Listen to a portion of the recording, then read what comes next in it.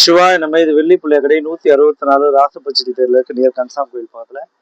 இன்னைக்கு நம்ம பார்க்க போற ஐட்டம் வந்து ஏரிசிங்கி கலசம்.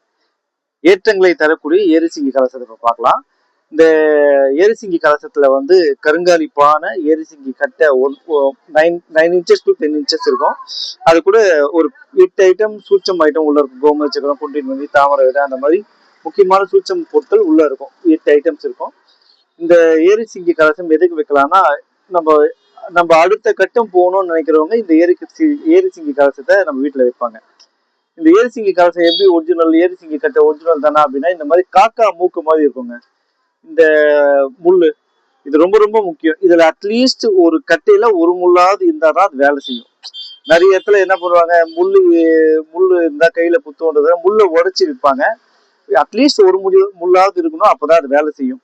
இந்த ஏரிசிங்கி கலசம் வீட்டுல வைக்கும் போது ஏற்றங்களை தரக்கூடிய விஷயங்கள் நடக்கும். பெரிய பெரிய மாற்றங்கள் ஏற்படும். ஆனா எப்படி வைக்கணும், எந்த முறையில வைக்கணும்ன்றதை நம்ம கான்டாக்ட் பண்ணும்போது நம்ம சொல்லுவோம். தேவைக்கு நம்மளை கான்டாக்ட் பண்ணுங்க. புது புது அப்டேட் நம்ம சேனல் சப்ஸ்கிரைப் பண்ணுங்க.